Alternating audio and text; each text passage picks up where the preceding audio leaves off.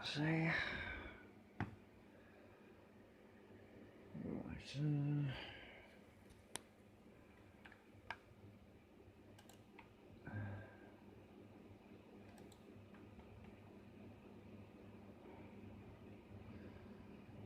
Oh, right, I think I'm live at the moment.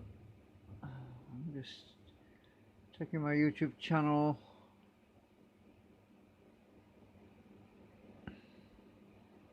Oh, it's taking forever to load.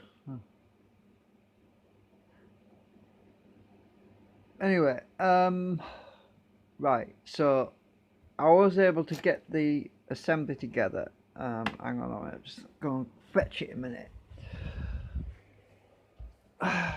Sorry about the shaky hands. So, but yeah, I knew it wouldn't work yet because I don't have enough turbines yet. Plus there's air leakage as well, which is something I forgot about. Well, I'll explain that in a minute.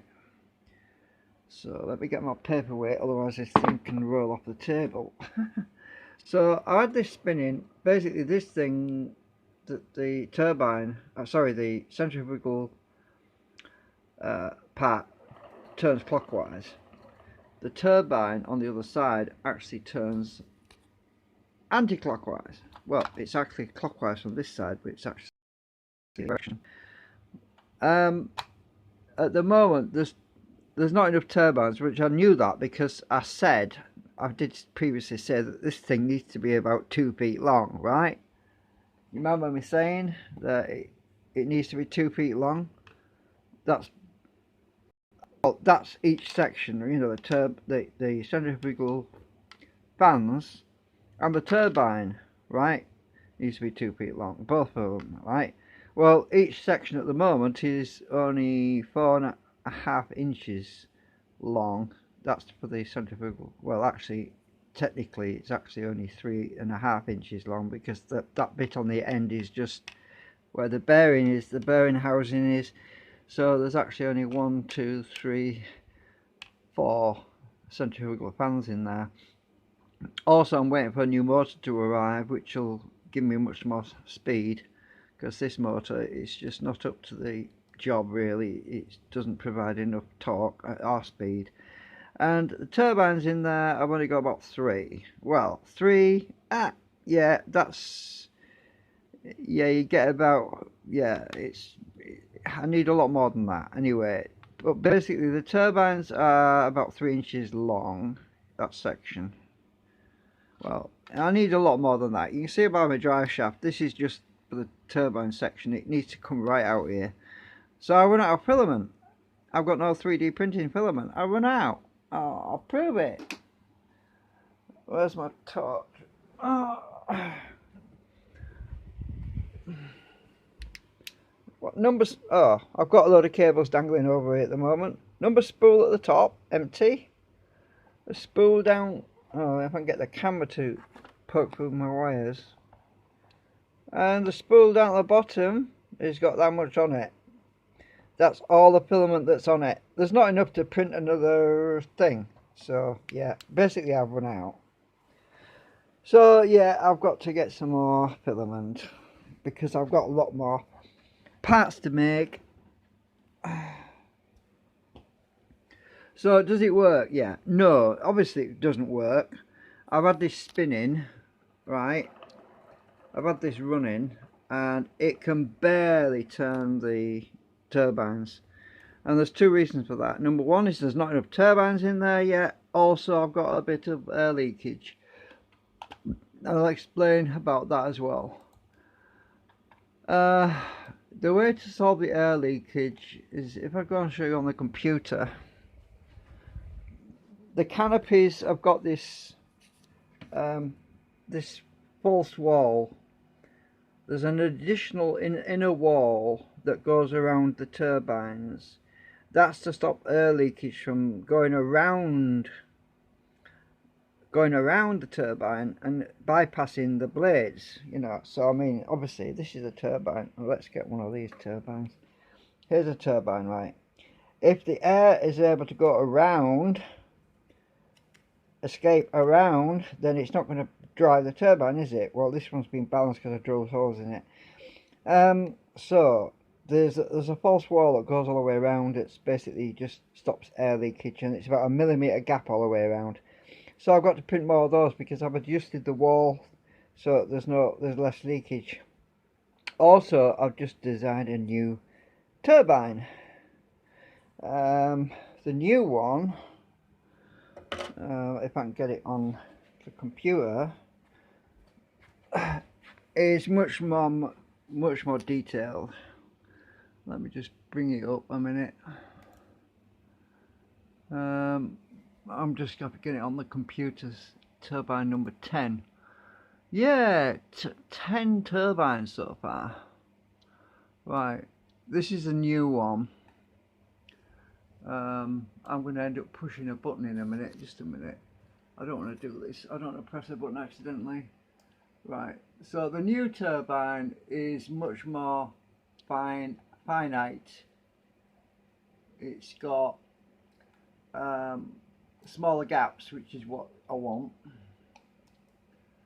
I'll zoom in because it's a long way away. It's got smaller gaps, and this is I've already done the 3D print slicing, and this is what it looks like. Basically, it looks good. It's not yeah.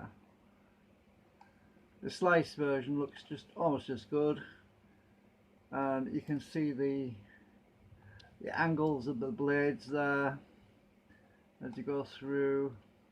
And I've closed the gaps a little bit because it needs to be smaller gaps so that the air pressure can build up a bit. So yeah, that's the new turbine, which I can't print yet because I run out of filament. So that's, yeah, I'm going to be printing that next week when I get some. Right. Yeah, okay, right, so that's another update, and not much else to show you really. I mean, I could spin this thing up, but it's no point really because this end doesn't go around. It doesn't go around. I turn it with my hands, and it actually it spins longer when this thing's running than it does if I spin it when it's. And there's actually a problem as well on the bearings. I've ordered some new bearings which haven't arrived yet, which is no surprise because of China. And I've been having some issues with these bearings. They're not very good. They keep grating on me. Yeah. Anyway, it does turn.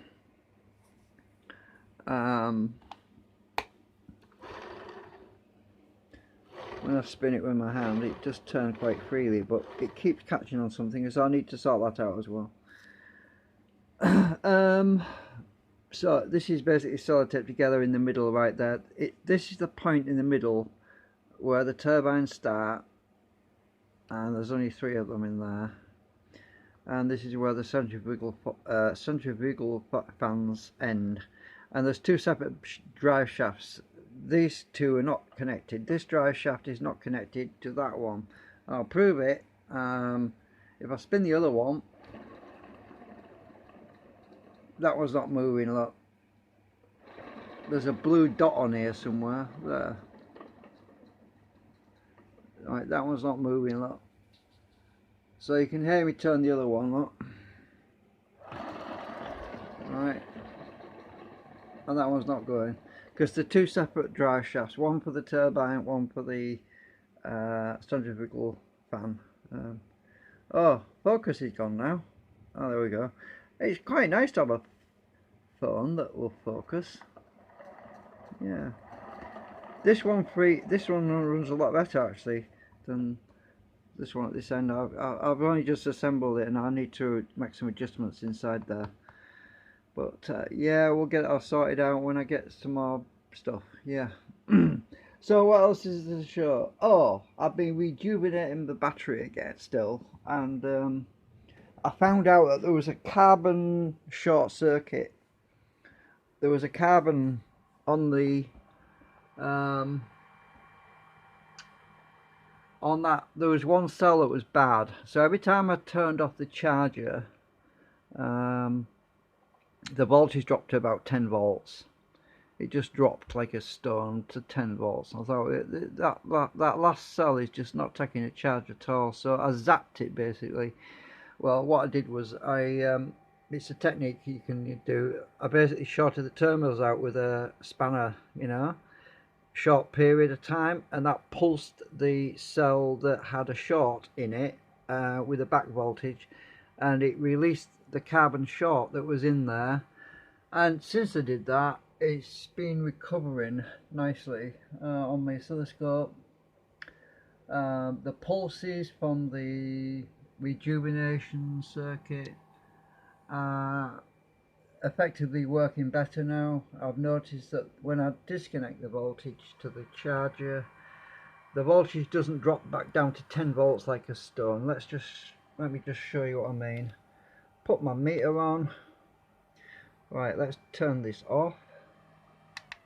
Right, I've stopped it. So if I put the, oops, I've dropped my meter probe.